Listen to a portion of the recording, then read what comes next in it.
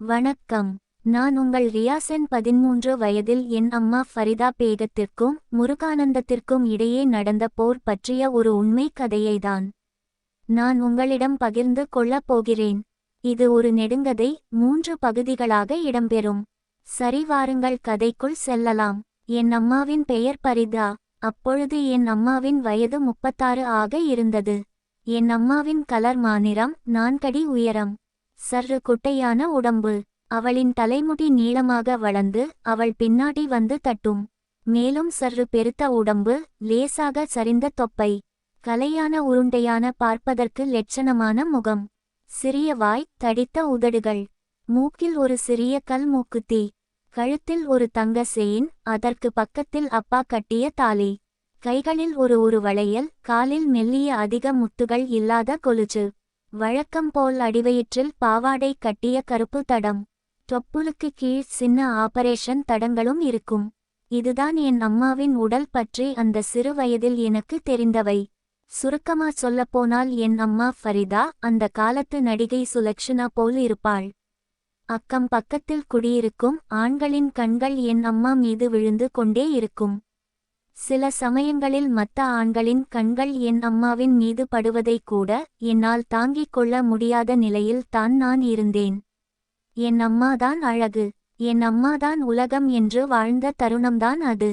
எத்தனையோ அழகான ஆண்கள் மற்றும் வசதி படைத்த ஆண்களுக்கெல்லாம் மயங்காதவள் ஒரு சாதாரண ஒருத்தன் என் அம்மாவை கலை எடுத்ததுதான் ஆச்சரியம். இதையெல்லாம் கடந்து என் அழகு அம்மாவை என் கண் முன்னால் வைத்து துவம்சம் செய்த ஒரு கொடூர அரைக்கனை பற்றிதான் இந்த கதையில் பார்க்க போகிறோம். என் அம்மா அந்த காலத்து பெண்மணி என்பதால் படிப்பறிவு சுத்தமாக இல்லை. இருந்தாலும் என்னை கண்டிப்புடனும் பொறுப்புடனும் வளர்த்து வந்தாள். அவளுடைய கண்டிப்பிற்கு நான் எப்பொழுதும் அடிபணிந்தே இருந்தேன். ஏதேனும் ஒரு சிறு தவறு செய்தால் கூட அன்று இரவு என்னை பின்னி படலெடுத்து விடுவாள். அவளை பொறுத்தவரை என்னை நன்கு படிக்க வைத்து பெரிய ஆளாக மாற்றுவதே அவளுடைய லட்சியமாக இருந்தது. இதனால் எப்பொழுதும் என் அம்மாவின் மீது மரியாதையும் பயமும்தான் எனக்கு அதிகமாக இருக்கும். அக்காலத்தில் என் அம்மா எனக்கு கிடைத்த வரம் என்றே நினைத்து கொண்டிருந்தேன். அந்நிய ஆண்களிடத்திலும் என் முன்னால் மிகவும் கண்ணியத்துடன் நடந்து கொள்வாள். அவளை யாரேனும் ஆபாசமாக பார்த்தால் கூட அவர்களிடத்திலிருந்து விலகியே இருப்பார். என் அப்பாவை பற்றி சொல்ல வேண்டுமென்றால் அவருக்கு வயது அப்பொழுது 40. என் அம்மாவை நன்றாக திருப்தி படுத்தக்கூடிய வல்லமை படைத்தவர்தான். ஏன் அம்மாவும் அப்பாவும் ஒன்றாக இருக்கும்போது கூட இது வழக்கமாக நடக்கின்ற ஒன்றுதானே என்று நான் அதை பெரிதாக எடுத்துக்கொள்வதில்லை. இருந்தாலும் என் அம்மா மீது உள்ள அன்பும் பாசமும் எனக்கு அதிகமாகவே இருந்து கொண்டிருந்தது. அப்பா அம்மாவை தினந்தோறும் ஒன்றாக இருப்பது கூட ஒரு சில சமயங்களில் பொறுத்துக்கொள்ள முடியாமல் அப்பாவை வெறுத்த காலங்களும் உண்டு. என் அப்பா ஒரு காய்கறி கடை வைத்து நடத்தி கொண்டு வந்தார். நாங்கள் வசிப்பது ஒரு சிறிய கிராமம். ஆனால் என் அப்பா காய்கறி கடை நடத்தி வந்த இடம் ஒரு சிறிய டவுன். அந்த கிராமத்திற்கும் டவுனுக்கும் இடையே கிட்டத்தட்ட 5 கிலோமீட்டர் தூரம் இருக்கும். தினந்தோறும் மதிய உணவை சமைத்து என் அம்மா என் அப்பாவிற்கு பேருந்தில் சென்று கொடுத்து கொண்டு வருவதை வழக்கமாக வைத்திருந்தார். பள்ளி விடுமுறை நாட்களில் நானும் அவ்வப்போது என் அப்பாவிற்கு உணவு கொடுத்து வருவதும் உண்டு. பிறகு கடையில் வியாபாரம் அதிகமானதால் என் அப்பா முருகானந்தம் என்ற ஒரு நபரை புதிதாக வேலைக்கு சேர்த்து இருந்தார். அவருக்கும் என் அம்மா பரிதாவுக்கும் கிட்டத்தட்ட ஒரே வயது. அவருக்கு திருமணம் ஆகி ஒரு 5 வயதில் குழந்தையும் உண்டு. பிறகு மெல்ல மெல்ல என் அம்மா பரிதாவிற்கு முருகானந்தத்தை அறிமுகம் செய்து வைத்தார். அவர் என்னுடனும் மிகுந்த பாசத்துடனும் இருந்தார். பிறகு நானும் அவரை மாமா மாமா என்று அழைத்து வந்தேன். பதிலுக்கு அவரும் என்னை செல்லமாக மாப்பிள்ளை என்று அழைப்பார். எங்களின் உறவு நாளுக்கு நாள் அதிகமாகியே சென்றது. இருந்தாலும் பலமுறை அவர் என் அம்மாவை மேலும் கீழும் ஆபாசமாக பார்ப்பதை நான் பலமுறை கவனித்து இருக்கிறேன். இருந்தாலும் என் அம்மாவின் ஒழுக்கமும் நன்னடத்தையும் வேறு எந்த ஒரு ஆணையும் நெருங்க விடாது என்ற நம்பிக்கை எனக்கு அளவு கடந்து இருந்தது. ஒரு கட்டத்தில் என் அம்மாவின் பாசப்பிணைப்பில் பின்னி போய் கிடந்தேன். அவள்தான் என் உலகம் என்று எண்ணினேன். இரவு நேரத்தில் கூட என் அம்மாவை கட்டி அணைத்து உறங்கினால்தான் எனக்கு தூக்கமே வரும். அந்த அளவிற்கு என் அம்மாவிடம் நான் நெருக்கம் காட்டினேன். ஆனால் என் அப்பா ஒருவரை வேலைக்கு சேர்த்து இருப்பது ஒரு சாதாரண மனிதனை அல்ல, ஒரு அரக்கனை என்று பின்னாளில்தான் நான் தெரிந்து கொண்டேன். நாட்கள் மெதுவாக நகர்ந்து கொண்டிருந்தது. பிறகு என் அப்பா ஒரு மிகப்பெரிய முட்டாள்தனத்தை செய்யத் தொடங்கினார்.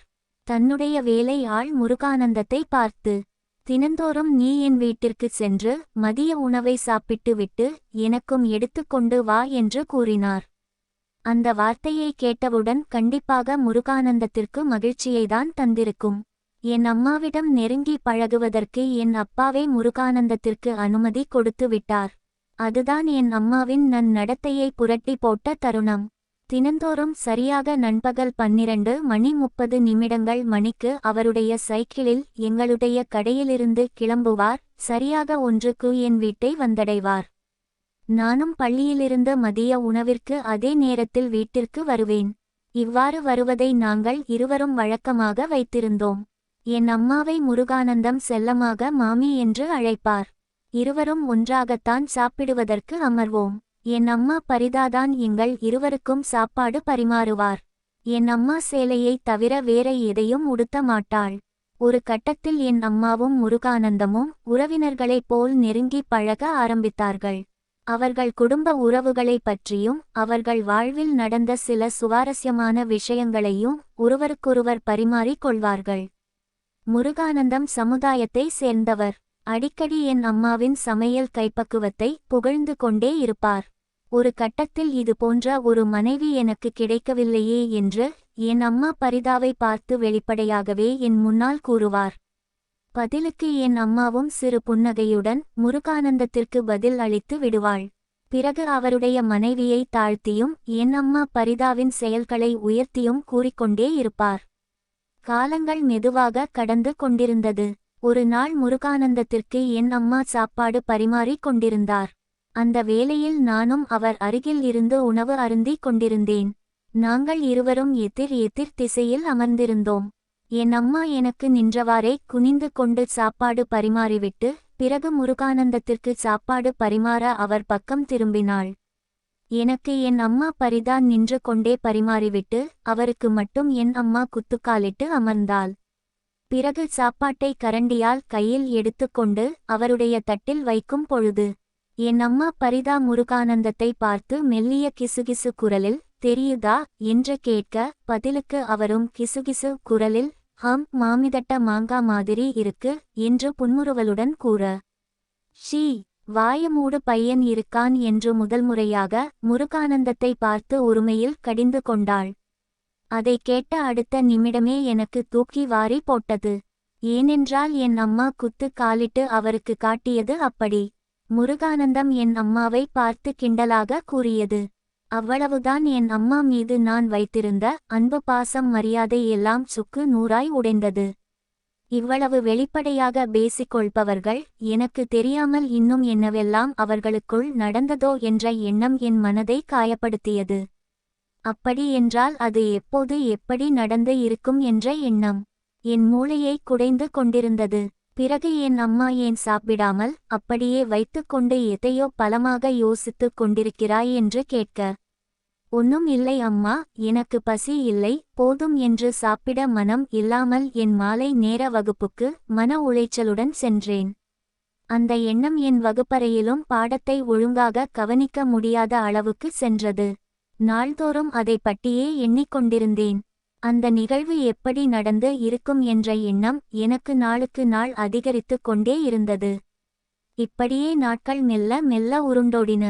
பிறகு நானும் அந்த நினைவில் இருந்து மெல்ல மெல்ல வெளியே வந்து கொண்டிருந்தேன். அதை முடிந்த அளவிற்கு மறக்கவும் முயற்சி செய்தேன். பிறகு நாளுக்கு நாள் என் அம்மா மீது நான் வைத்திருந்த மரியாதை குறையத் தொடங்கியது. அன்று ஞாயிற்றுக்கிழமை என் அப்பா காய்கறி கொள்முதல் செய்வதற்காக வெளியூர் சென்றிருந்தார். வீட்டில் நானும் அம்மாவும் டிவி பார்த்து கொண்டிருந்தோம். நேரம் காலை சரியாக 11 மணி. வாசலில் யாரோ கதவை தட்டுவது போல் இருந்தது. உடனே என்னம்மா வெளியே போ, யார் என்று பார் என்று கூறினாள். நானும் சென்று பார்த்தேன். வாசலில் நிற்பது முருகானந்தம். எனக்கு அவரை கண்டதுமே என் முகம் வாடிவிட்டது. பிறகு நான் என் அம்மாவிடம் உரத்த குரலில், அம்மா முருகானந்தம் மாமா வந்திருக்கார் என்று கூற, அதை கேட்ட அடுத்த நிமிடமே என் அம்மா பதறி துடித்து ஓடி வந்து முருகானந்தத்தை வரவேற்றாள். பிறகு அவரை உள்ளே அழைத்து சோபாவில் அமர வைத்தாள். பிறகு முருகானந்தம் என் அம்மாவை பார்த்து, என் வீட்டில் என் மனைவி அம்மா வீட்டிற்கு சென்றிருக்கிறாள், அதனால் மதிய உணவை மட்டும் இன்று ஒரு நாள் உங்கள் வீட்டில் சாப்பிட வந்துள்ளேன் என்று கூறினார். பிறகு என் அம்மாவும் சற்று கிண்டலாக அவரை பார்த்து, வெறும் சாப்பாடு மட்டும் தானா என்று கூறி செல்லமாக அவனிடம் குழைந்தாள். பிறகு ஒருவரை ஒருவர் நன்றாக பார்த்து என் கண் முன்னால் மறைமுகமாக ரசித்து கொண்டனர். அவர்கள் இருவரும் கண் ஜாடையிலே பேசிக்கொண்டனர்.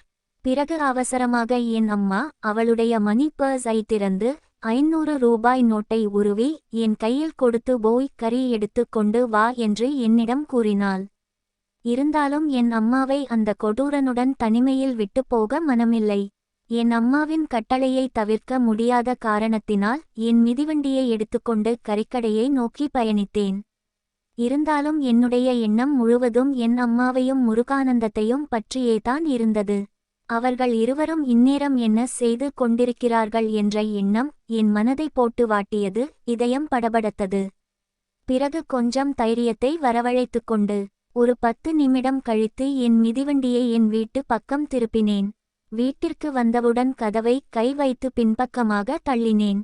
அது உள்பக்கமாக தாளிடப்பட்டிருந்தது.